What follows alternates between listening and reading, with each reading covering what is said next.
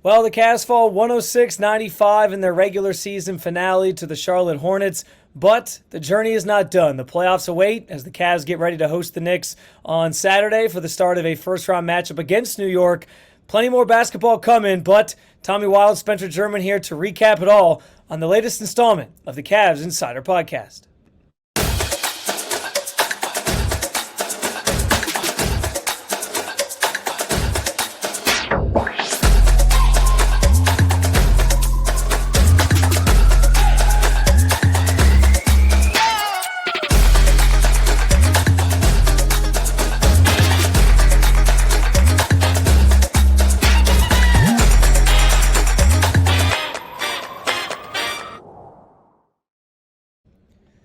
Well, Tommy, it's been a fun season without question. Cavaliers finished the year 51 with 51 wins on the season, and everyone's kind of already rattled off at this point the numbers on that. First time since the late 90s that they got over 50 wins in a season. That didn't include LeBron James. First time they are a 4 seed or higher since the early 90s, 1992, 93, I think it was. So fans certainly got their money's worth this year, and there's more where that came from as we get ready, obviously, for the postseason matchup with the Knicks here coming up. I guess we'll start, Tommy, just looking back a little bit, and what do you make of the season to this point in a year where last year it was a young group. And I think they kind of overperformed. They were playing a little bit over their skis, if you will. And that sort of set the bar for higher expectations this year. That then I think those kind of exponentially went up when you make the trade for Donovan Mitchell, of course. And I just kind of, I think it was an enjoyable season. But I hope fans haven't set the expectations so high that they weren't able to enjoy the ride to this point. Because it has been a fun year and there's been a lot of successes to celebrate. Yeah, I think that if you look where this team's at, fourth team in the Eastern Conference, I think that's exactly where they should be. There's teams in the Eastern Conference that are definitely better than them. Celtics, Bucks, those are the better teams right now. 76ers, but they're also not the worst team in the Eastern Conference either. When, like you said, when you make that trade for Donovan Mitchell, of course those expectations are going to go up. If we were a playing team this year, that'd be a little bit worrisome. But I think fourth seed in the Eastern Conference, you have home court advantage in your first series. That's kind of where I expected this team to be at the beginning of the season. So I think, overall, I think it's been a successful season. Yeah, and that's kind of a good maybe lead in because I guess as you look ahead and you think about this Knicks series, there's a lot of people who I think if you would ask them at the beginning of the year, if you get to a first round, if you get into the first round, home court advantage, you're a top 4 seed, is that a successful season? But as the season went on, I feel like those expectations kind of changed a little bit, and I think there are some fans out there who feel they need to win this series in order for it to be a successful season. So thinking ahead, if the Cavs were to lose this series coming up to the Knicks, and let's just say it goes 6-7 games, whatever, everyone's saying it's going to be close. We're not, just so everyone's aware, we're not going to get into the X's and O's of the matchup as much today because we're planning on doing another podcast later in the week, which will sort of address those things. So stay tuned for that. But we want to kind of just, tie a bow on the regular season and then kind of look ahead a little bit. So I guess sitting here today, Tommy, you used the word success. Would you say that at this point, the season has been a success no matter what happens in the playoffs? Yes, I do. They have a better record than they did last year at this time when they were going to the play-in tournament. You made that upgrade for Donovan Mitchell. Like I said, you have that home court advantage. You were better than you were last year.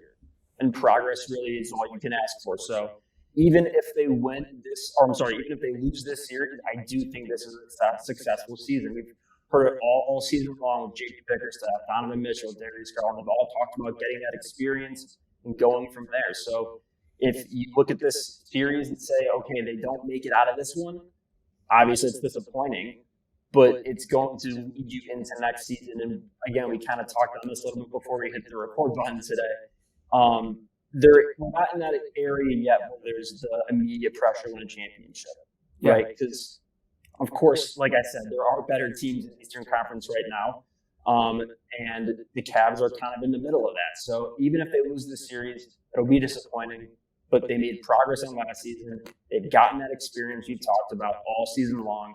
And then you go into next season and say, all right, time to make a run, time to make the Eastern Conference Finals, time to make that Finals appearance. So, yeah, I do think it's a successful season. Yeah, I think the thing that's hard for me is just like I sit here today and it's easy for me to say this is a successful season. But then I think about in the moment, and if 2 weeks from now we're talking about the Cavs losing in 7 games, it's going to be a lot harder to say that just because. And listen, you bring it up. I think we want this team to get the playoff experience. We wanted it last year, if we're being honest. I mean, and to be clear, that big time last year. yeah. I mean, and to be clear, like they overperformed last year. I don't think anybody expected them to even be in the playoff conversation as long as they were. And then obviously we know late in the season they faded. A lot of that was injury driven because Jared Allen got hurt, Evan Mobley was hurt for a period of time. But yeah, like you started dreaming big of like, oh man, like this team's going to be in the playoffs, like they're going to get some of that experience, and then they don't get that. So I'm trying to keep in mind that yes, this is the first time a lot of these guys are going to get that playoff experience. And as you know, Tommy, and as many of our viewers and listeners know, in the NBA, that stuff is so invaluable. Like you have to go through it in the playoffs. You have to kind of get those scars to really get a sense of what it's like and what it's going to be like in those moments and in those high pressure situations. There's no other way to really teach it or learn it other than going through it. So on that level, like, yeah, I think this is an absolutely successful season. You get home court for a first round matchup. It could go 7 games if the predictions are going to be right. And that's going to be 7 games of very valuable experience for these players. But at the same time, like, I have felt all year that this is a top 4 team in the NBA. So I guess selfishly, I'm going to want to see. What'd you say? Top 4 team in the NBA? Oh, sorry. I meant in the Eastern Conference. My bad. And I want to see them. I don't want to see it end at just one round. I want to see them get to that next series, play a team that's obviously a little bit more battle tested, has won a championship with the current core that they have, like the Bucks or even like the Celtics. I think obviously we know based on the seeding that it would be the Bucks that they played next, assuming the Bucks win their first round, which they should. But yeah, like I want to see them get tested against one of those teams too. So I don't begrudge anybody who feels that way. I do hope though that fans can kind of reflect on this year and feel that there were successes in it, no matter what happens from here. Because and like you said, next year is where it really gets ramped up. Next year is where expectations are going to be through the roof. You make the playoffs this year, you're a top 4 seed, you have Donovan Mitchell. Okay, now you've been tested a little bit. Next year it's Eastern Conference Finals or higher, right? Yeah, absolutely. And I think that kind of like you were saying, like I know we'll get into the more details of the series on Friday, but I guess kind of going off of that, if all of a sudden 2 weeks from now we're looking at a 4-game sweep where the closest game was 15 points and the Cavs are out of the playoffs, is that a successful season? Yeah. Maybe we're having a different conversation. Context matters, exactly. Absolutely. So but honestly, I think, like I said, if they go 7 games and it's close games and they're getting that experience and they're ready for next year, I don't see how this season can be a complete failure in that sense. I think another thing I want to just kind of reflect on briefly, and then we'll get some more into some I guess burning questions we have as we look ahead to the postseason a little bit here. It has been an absolute joy to watch Donovan Mitchell this year. And listen, and this comes with some interesting perspective because I've heard fans who have been a little unsettled by the Donovan Mitchell trade late in the year. They think he's maybe becoming too much of a ball hog and it's too much hero ball. And they're sitting there questioning, well, why, they could have been the 4 seed with Colin Sexton and Lauri Markkanen and asking all these questions. Was the trade worth it? Should we have traded for this guy? And exactly, you're shaking your head. Yeah, so am I. Like I do that trade, Tommy, 20 times over. I mean, this guy is a top 10 to 15 player in the NBA. I think he proved that, especially this year. He had one of the best years of his career, if not the best year of his career, specifically offensively. But you also saw the effort. The one thing he was getting knocked on coming over here was that he wasn't a great defender. And you could tell he put in the effort and the work on defense this year, which was a nice surprise for a Cavaliers team that obviously emphasizes defense. So yeah, you say that. And sorry to cut you off. No, you're good. I think it was back in November or October. I forget what team the Cavs were playing, but there was that one play where Lamar Stevens, and I have been a huge fan of Lamar Stevens for, for the past couple of years, I think he's a great addition to the team. And all of a sudden, you see Lamar Stevens on the bench getting into Donovan Mitchell. Like, you're going to let him score on him? You're going to let him score on him? You're going to have him score on you? And I think that not only his defensive play got so much better since he played with the Jazz, but I think it's that culture that JP Becker's staff and like this team started building last year before they traded for him. And Mitchell just kind of fit into that so well. But no, I completely agree that defensive level is taken another level since we traded for him. No doubt. And to sort of going back to what I was alluding to with the people maybe regretting the trade, I think what people are missing here, because, Lauri Markkanen was phenomenal this season. He was putting up big numbers. And in theory, that is the guy you're missing on this team. You're missing that small forward 3 spot that can just be sort of a catch and shoot 3-point shooter for you alongside Mitchell and Garland. So I get why people are jumping to that conclusion of like, well, I wish you wouldn't have given up Markkanen. And I'm with you if that's how you feel. I 100% agree. Like, if they could have made that trade, keeping Markkanen, I would have felt amazing about the direction of this team because you had all the starting 5 filled rather than we sort of saw a carousel of players getting rotated in all year at the 3. And that kind of proved to be a weakness for this team at times. I would rather have all the starting 5 taken care of and then just know, okay, maybe depth is an issue, but you can address that this offseason. I'd love it if they didn't have to trade Lauri Markkanen in that deal. I really would have. But at the same time, if it gets you a player like Donovan Mitchell, and we're sitting here getting ready for a playoff series, we know, like, having star players matters at this time of year. Having the star players, having the guys that can just put a team on your back and carry you is going to ideally or ultimately get you further in the playoffs. We saw for years with LeBron. He's obviously another level even beyond Donovan Mitchell, especially when he was in his prime. But still, like, you want a guy like that on your team. It's why, again, we're not going to get too much into this, but it's why as I go into this Knicks series, I kind of ask myself, like, who is their stone cold killer at the end of a game? I guess it's Jalen Brunson. He's kind of proven it over the last month or so of the season. Randle's not too bad either. Yeah, but Brunson's kind of stepped up and shown like I can be a star player in this league too. So maybe it is him. But between the two of them, like, Mitchell's a little bit more of a star, I think, by NBA standards than Brunson is at this point, and I think that gives the Cavs a little bit of an edge in this series. No, and kind of what we're going back, would you do the trade again? Absolutely do the trade again. I mean, when you trade for an all-star, a superstar player in the NBA, you're going to have to give up good players. And in this case, it was Colin Sexton and Lauri Markkanen, who are both good, great NBA players. I mean, Lauri Markkanen was an all-star this year. So, like you said, of course you want Lauri Markkanen on this team to play that 3. But the reality is, if you want Donovan Mitchell, if you want to trade for that superstar player, you're going to have to give up an all-star to get him. And like I said, Markkanen's a good player. Sexton's a good player.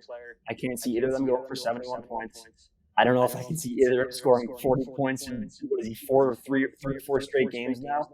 So he may, his usage rate may be going up towards the end of the year. But like you said, that hero ball, that superstar you need to have to win a playoff series, that's what we're going to get. And that's what we're going to see. And I think that's okay. I also think, too, that with the Lauri Markkanen thing, just to sort of put the kibosh on this conversation, you see it around the NBA. Like, on bad teams, there's guys who are good. Like, guys are going to have to score. Somebody's going to have to score a lot of the points, and he kind of was the guy who stepped into that role, Markkanen, and embraced it. And, yeah, he became an all-star because of it, which I guess has some people feeling like buyer's remorse on the Donovan Mitchell thing, which is preposterous to me. But scoring is up across the league. On every team, somebody has to be the go-to scorer. It happened to be Markkanen on that team because they didn't have anybody else. But look where they ended up with Colin Sexton and Lauri Markkanen. They started the year as like the best team in the West, and they faded to the point where they're not even in the playoff conversation anymore. So, yeah, I think I do that trade over and over and over again. Donovan Mitchell's been phenomenal, and it's been a lot of fun to watch him. I think the Cavs are certainly a better team and grateful to have him. Outside of the core 4 guys, so Mitchell, Garland, Mobley, and Allen, who do you think is the most important player to this team if they are going to make a lengthier postseason run? So I could say Karis LeVert, and that might be an obvious answer because he's kind of been that 6-man. It's okay. I like going outside the box a little bit. Yeah, obviously he's going to be your X factor. I think that is pretty clear. So I want to do something a little bit different here.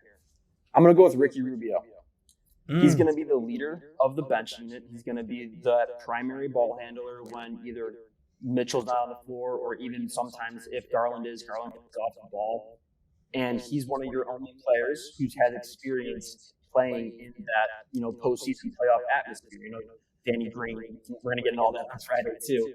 But again, he's one of your veterans on the team that's played in this environment, in this playoff like atmosphere. He's going to be the one with the ball in his hands when the star players are getting the rest. And he's going to be the one running that offense with the second unit. And I think that's where the Cavs could really shine. Again, I know we're going to get all this on Friday with the Knicks and everything. But in that second unit, I think that he's going to be that kind of separation from the bench depth that each of these teams have. I like that. I really like that answer for sort of trying to be a little bit different. And I think you're onto something too, because we know how important he was to the team last year as a leader and a scorer off the bench. If he can become more consistent, I could definitely see him being a really huge X factor for this team come really that first Knicks series and beyond if they make a run. I guess I'm kind of going to take the easy way out. I do think it's Karras, because when Karras has played better down the stretch here, it's obviously worked wonders for the Cavs, specifically for that second unit. But just to know that you have some confidence in a guy coming off that bench who can score, he's been phenomenal down the stretch of the season. It's been a lot of fun to see him sort of kick it into a higher gear because, I mean, listen, at the beginning of the season, everybody and their mother wanted him traded at the deadline. And people were frustrated that he didn't get traded at the deadline.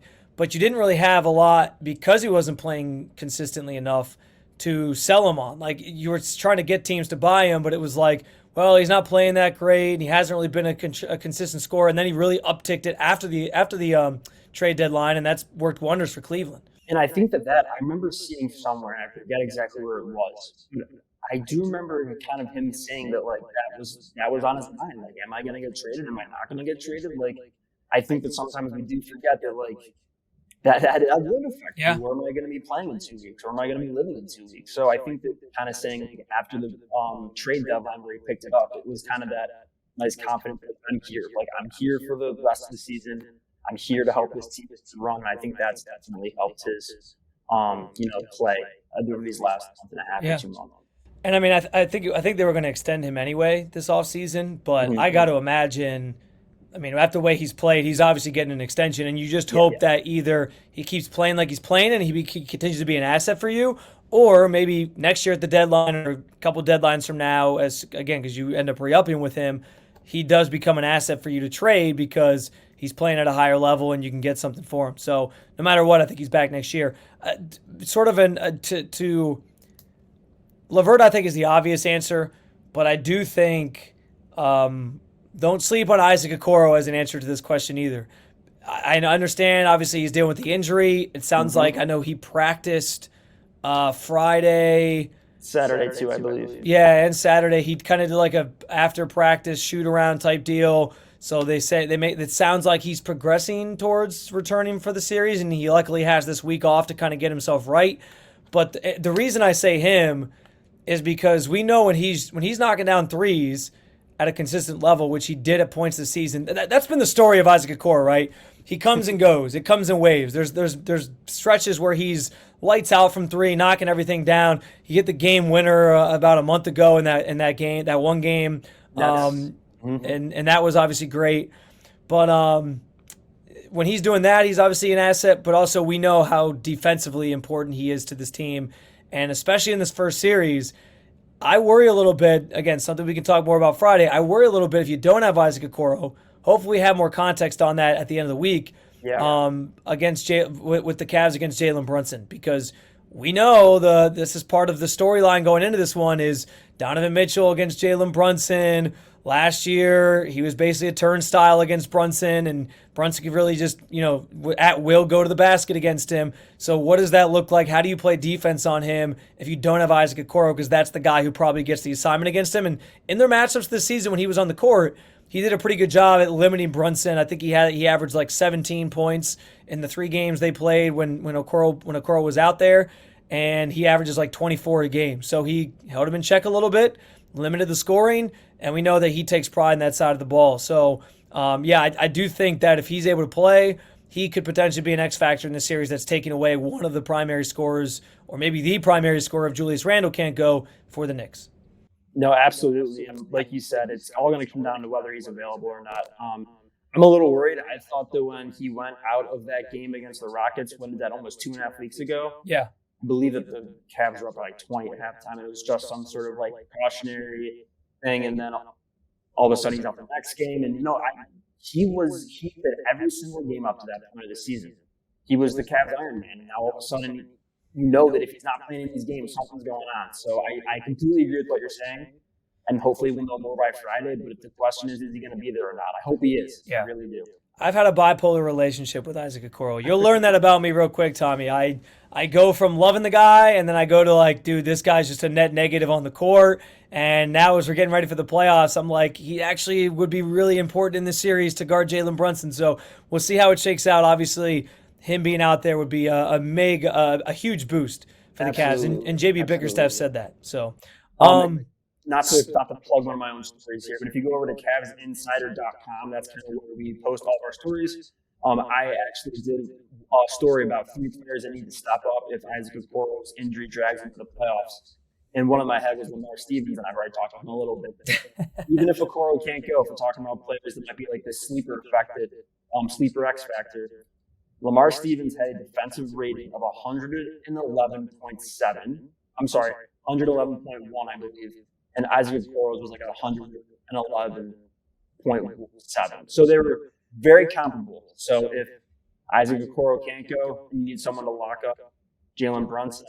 I mean, I know we'll get into this on Friday, but I'm just getting excited.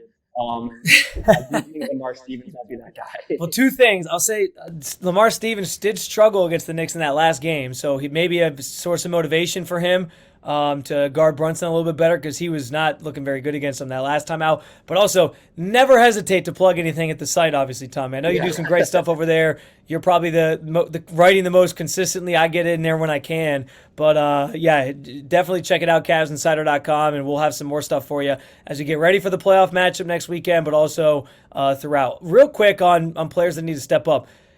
You think after what we saw the last 2 games – from Danny Green. And I know Sunday's game, not quite as impressive as the game prior, where he put up 21 points against the Magic, but he still had 13. He was only 3 of 10 from 3, so he was 5 of 9 in the game against Orlando, 5 of 12 from the floor, but still like getting some consistent scoring from him in extended minutes.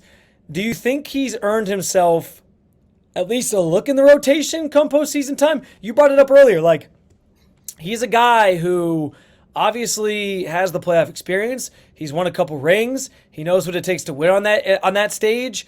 And let's face it, like, you signed this guy. I've been saying this since it happened. The signing of Danny Green, I think, is part of what left Kevin Love feeling like he needed to go. Because once you sign him, and he probably envisions that they want some role for him, I have to think that Kevin Love was like, well, what role? How am I ever going to get back in the rotation if now they have Danny Green? And yet they haven't used him. And I still attest that, like, Kevin Love, I think, would be a valuable asset off the bench for this team, especially in the playoffs. So do you think maybe he's carved out a role for himself where come postseason time, he's getting a few minutes here or there and maybe coming in to knock down a couple threes for you? I absolutely. And I'm with you there, too. I think that we're looking at this roster right now. Kevin Love definitely would have still had a spot. Unfortunately, that's not what happened. But you look at this roster, look at the team they have. Absolutely, I think Danny Green has a chance to even play 8 minutes a night. Right? We've seen what happens when Danny Green can get hot. When he is shooting threes and he can't miss, he cannot miss. Yeah. So even in those 8 minutes, if he comes in and he can get 3 or 4 shots up and hit 50% of those, whether it's a 3, whether he's in the basket, I think that he's a smart enough player. He's been in the league plenty long enough. He's had that playoff experience, especially if Isaac Okoro is not able to play. I think that there's definitely a spot for Danny Green in this roster. And I mean, in this playoff rotation, and I know JB Bickerstaff had talked about this a couple days ago too, kind of saying how when he got here, they were trying to get him in some sort of role, and then the league's health and safety protocols, which kind of threw, I think the exact words were, threw a wrench in things, which makes sense if you can't play. But past 2 games, if he's getting hot, if he has the hot hand, it's the playoffs. You got to play who's shooting well.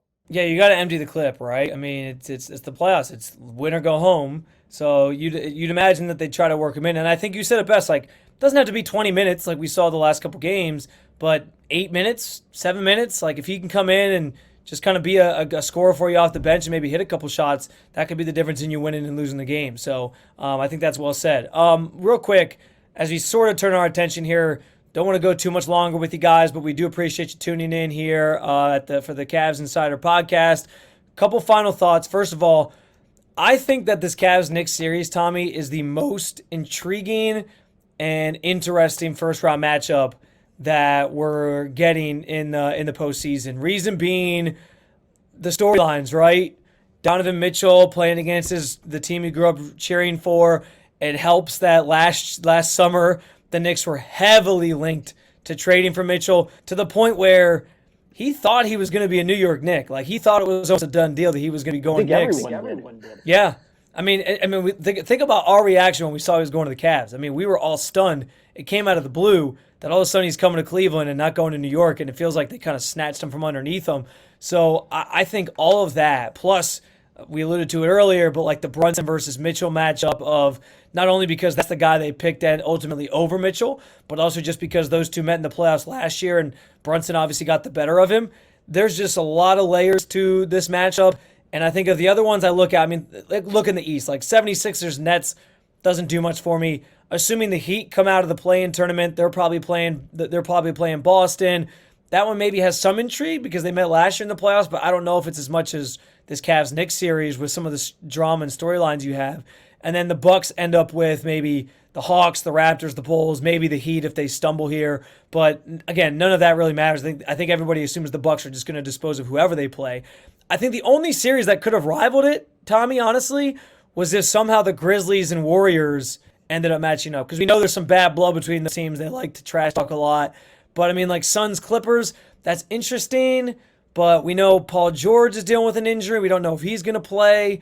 Obviously, the Lakers are going to draw no matter who they play. They're in the play-in tournament right now. They might end up getting the Grizzlies. But I don't know if there's as many storylines as intriguing as we're going to get in this Cavs-Knicks series. Completely agree. If you want to add some more storylines, remember the Cavs were pretty much in on acquiring Josh Hart. They wanted to get him from the Trailblazers at the deadline. We want to add another storyline. You know, Cleveland's a huge Dayton population, kids that go down and go to University of Dayton and Obi Top.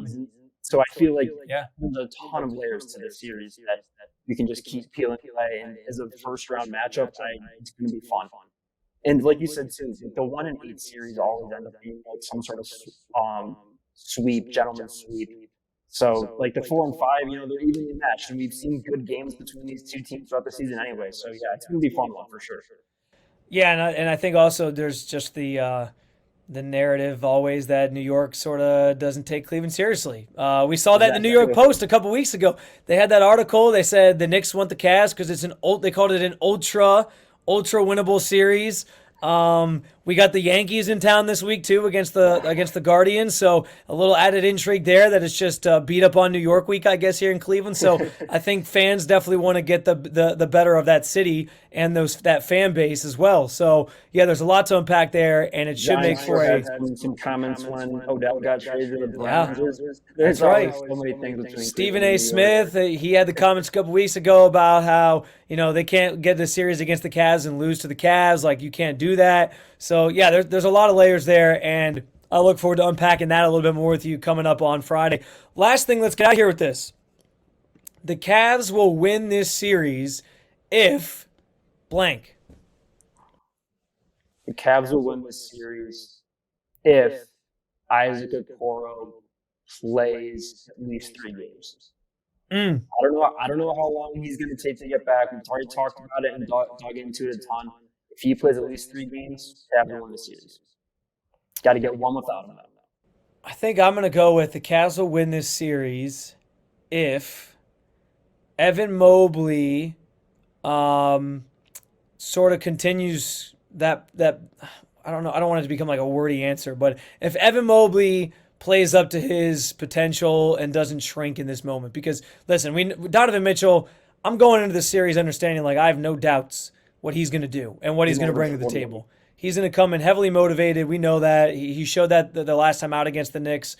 I don't think that's a question at all. But we know, like, Evan Mobley's been the big person everyone's had their eyes on because he's supposed to be this unicorn player.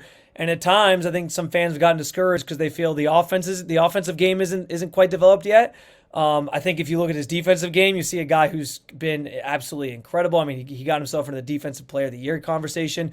But can he continue that in the postseason? Can he continue to rise to the occasion and develop in the way that we all expect him to develop and contribute enough offensively in support of Donovan Mitchell while also just making some of those amazing plays that he seems to make every single game on the defensive end of the floor? If that happens, I think the Cavs have no problem with this series. If he shrinks in that moment, though, then it could be an issue because I do think you end up relying on Donovan Mitchell a little bit too much, and I don't know that the Cavs can bank on that.